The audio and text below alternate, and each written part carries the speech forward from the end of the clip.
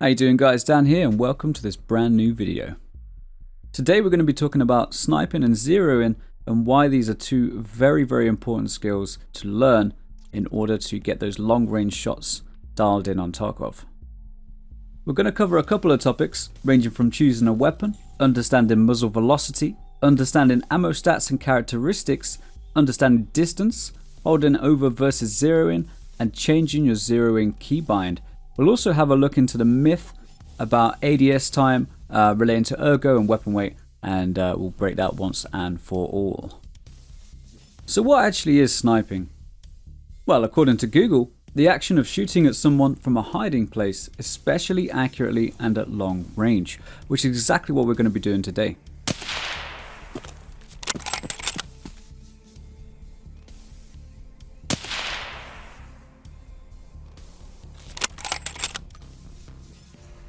So, first things first, we need to choose a weapon.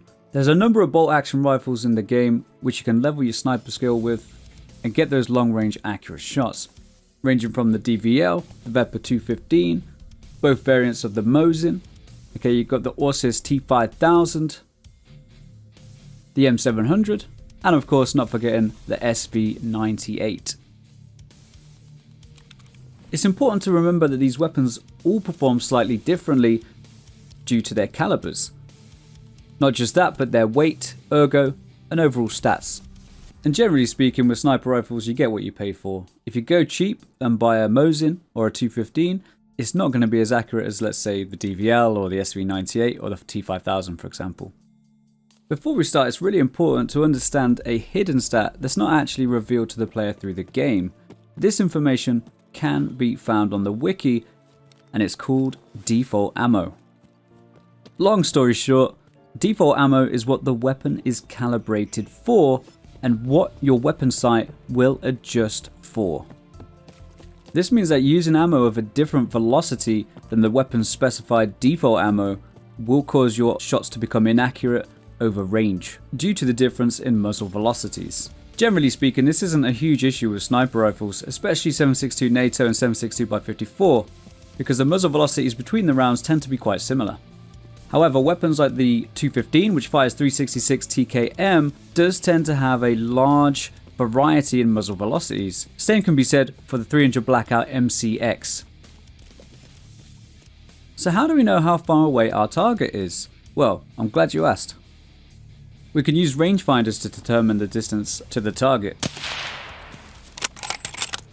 This gives us the information that we need to get that accurate shot first time, which is super important for a sniper who wants to stay concealed and make the most of each shot.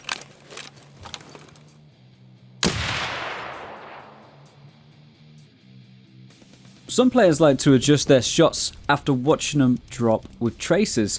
Now, the most important thing to remember with tracers, guys, is that they do work both ways and they will give away your position. So definitely use with caution.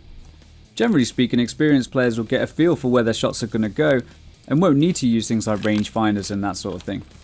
However, if you're like me and you want to make sure that shot is going to go exactly where you want it to every single time, rangefinders and the zeroing system are extremely useful.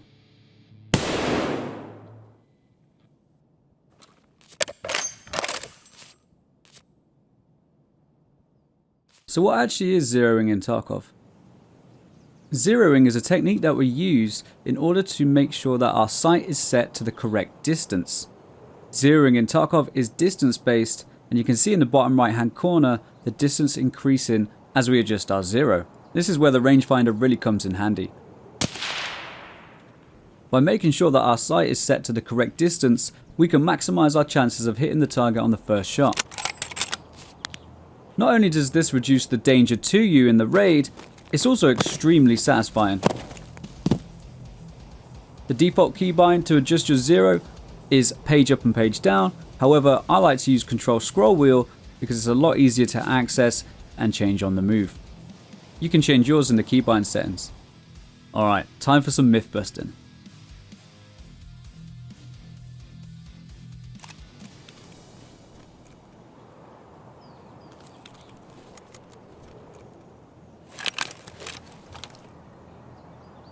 To make this a fair test, we've used two similar weapons. Both of these are M700s, just with different stats.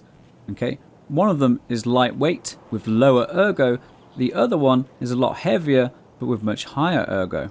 We're going to aim both of these weapons for as long as we can and see how it affects our arm stamina over time. Let me know in the comments which weapon you think will be able to ADS the longest. Let's listen to some gene burn while we wait.